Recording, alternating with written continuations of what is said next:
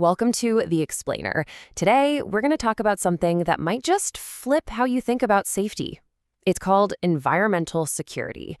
And spoiler alert, this isn't really about saving the trees, it's about saving us. So let's just jump right in with this question. I mean, think about it. We're all taught that security means soldiers, borders, that kind of stuff. But what if the biggest threat isn't some foreign army? What if it's literally the ground we're standing on giving way? To really get this, we have to start at the very, very beginning. I'm talking about the massive, super complex system that keeps every single one of us alive, our planetary life support. So, an ecosystem, what is that, really? Well, it's not just a collection of plants and animals. Think of it more like a giant, living, breathing machine, an incredibly complex web where everything is connected to everything else. And here's the kicker. We're not just watching this machine from the outside. We are part of the machine, a cog in the system.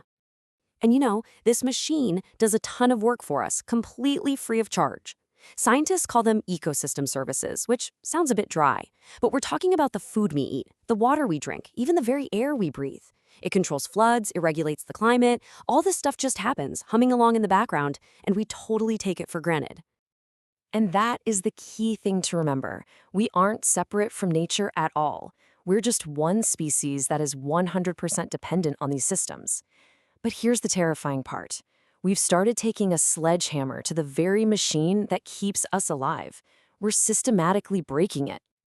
Which brings us to, honestly, the biggest problem of our era. Our footprint, our impact on the planet has just gotten too big. It's overwhelming the Earth's ability to bounce back. This is what's known as ecological overshoot. And you can actually boil this whole impact thing down to a pretty simple formula. It's basically the number of people there are times how much stuff each person uses times how much mass our technology makes. So more people wanting more stuff, using tech that pollutes, you can see how that adds up, right? So what's the result of that formula in the real world? Well, get this. Back in 2012, and that was a while ago now, we were already using the resources of 1.4 planets. Let that sink in. 1.4. That is overshoot.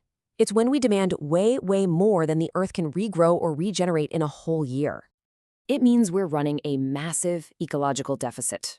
The best way to think about it is like a bank account. A healthy way to live would be to just spend the interest your savings generate each year, right?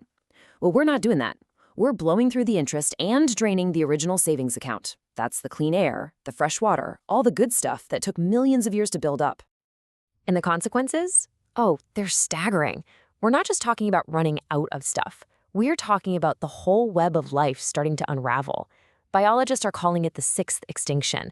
Losing so many species so fast, it just weakens the entire planet's ability to support us.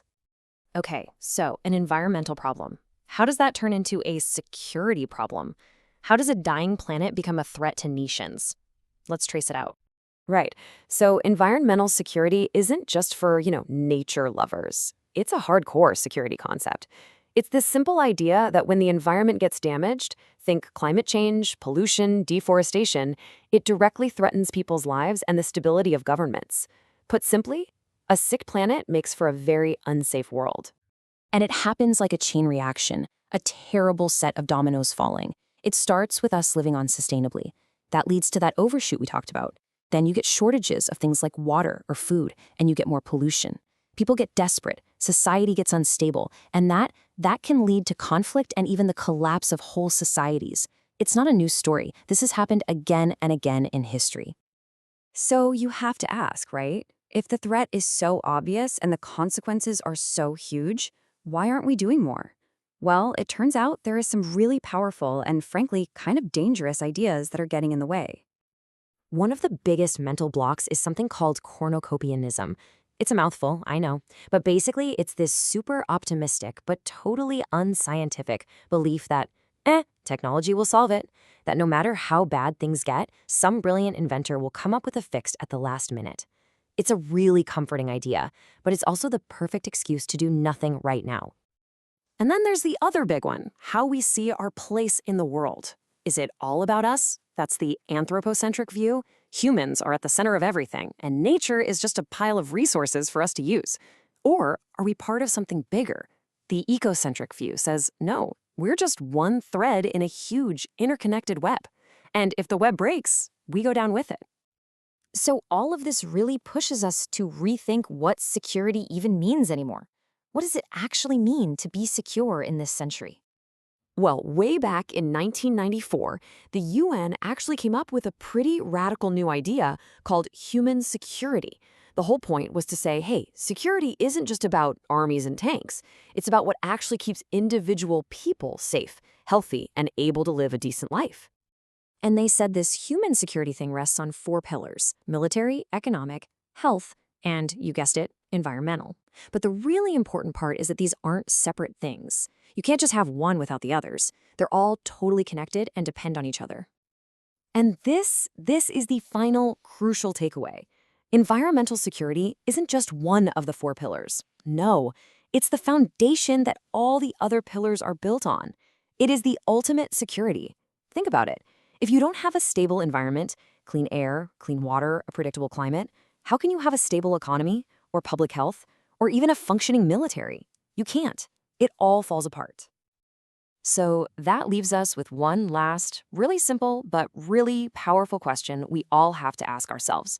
Our answer to this, not just as individuals, but as a species, well, it's going to decide everything.